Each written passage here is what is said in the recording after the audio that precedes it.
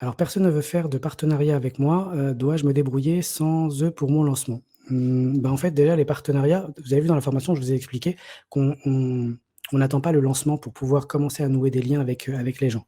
D'accord? On Tout de suite, il faut essayer de voir qui fait quoi sur le marché et si on a des affinités avec une personne, un frère, une sœur qui est dans le même, business que nous et avec qui on aime bien interagir, faut pas hésiter en fait à rentrer en contact et puis éventuellement même, quand on sent que c'est possible, proposer un partenariat. D'accord? Maintenant, quand on arrive au moment du lancement et on est un peu perdu, et que, on n'a pas sollicité les partenaires, c'est le plus mauvais moment de contacter des partenaires parce que on va les contacter avec un peu d'urgence, donc ça va peut-être pas être la meilleure façon, de les contacter et s'ils disent non, ça peut être un non définitif et c'est dommage parce qu'on se ferme la porte pendant plusieurs années à l'audience de ces partenaires-là, d'accord? Donc ce qu'on peut faire à la place, c'est, on peut passer par ce que l'on appelle des articles invités, d'accord? Des articles invités. Par exemple, si, l'un des partenaires sur que vous voulez toucher, il a un blog, qu'il alimente ou non, hein, mais il a un blog, vous pouvez écrire un article vraiment très complet, où qui met en avant aussi un petit peu ce qu'il fait lui déjà sur son site internet et le contacter et lui dire: «Écoute, tu vois, j'ai écrit un article, j'ai lu ton blog, c'était génial, j'ai écrit un article qui complète un peu certaines informations et qui en même temps, fait la promotion de certains de tes trucs et cetera. Donc voilà, c'est un article invité, vois si ça peut intéresser ton audience». Bien sûr, il faut que ça soit un article de qualité et qu'il soit envoyé peut-être une semaine, 2 semaines, voire 3 semaines avant le lancement. Et ça, en fait, c'est génial parce que ça permet c'est un partenariat gagnant-gagnant. Tu viens pas les mains vides en disant: «S'il te plaît, tu peux, relayer mon lancement». Tu viens avec un article qui va lui servir à lui et derrière, si jamais il accepte et que vous arrivez à bien discuter, eh bien, tu peux lui parler de ton lancement. C'est possible, OK?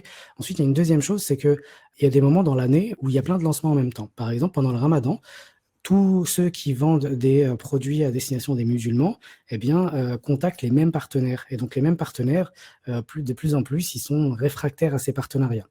Moi, ce que je vous conseille aujourd'hui, hem, c'est encore une fois d'investir. Par exemple, l'une des techniques qui avait été utilisée par un gars que je suivais sur le marché américain, c'est que lui, il envoyait des messages aux influenceurs et il mettait 100 €, donc il mettait ça dans l'objet, 100 € pour lire ce mail. Donc en fait, forcément, un influenceur qui a 1 million d'abonnés, quelle que soit la personne, en réalité, ça attire ton attention, tu ouvres le mail. Tu ouvres le mail, tu dis: «Mais qu'est-ce qu'il me veut?» Et donc là, dans le mail, il mettait donc, son numéro de téléphone, il disait: «Voilà, il faut vraiment que je t'appelle et tout. J'ai un truc à te proposer qui va énormément te servir».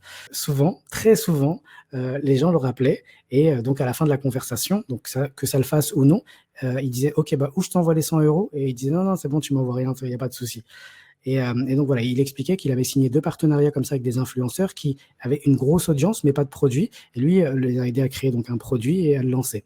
Donc faut essayer en fait d'être un petit peu, alors pour ceux qui le peuvent bien sûr, c'est pas dans toutes les, personnalités, d'être un peu culotté et d'y aller en fait franco. Parce que ce qui est dans les relations humaines, si tu viens les mains vides alors que la personne ne te connaît pas, c'est sûr, tu vas te faire refouler. Alors que si tu viens, avec quelque chose donc, à proposer, en échange de quelque chose de minime, eh bien c'est bon. Souvent ça va être bon. Tout à l'heure par exemple, il y a une étudiante qui faisait son mémoire et qui m'a fait un feedback par rapport, à l'un de mes podcasts, en me donnant vraiment pas mal d'informations. Eh bien, si à ce moment-là, elle m'avait dit: «Ouais, bah, écoute, tu sais quoi? Est-ce que c'est possible de répondre à quelques questions par rapport à mon mémoire?» J'aurais dit: «Oui», en fait, parce que les informations qu'elle m'a données, c'est des informations qui me permettent d'optimiser derrière ma stratégie.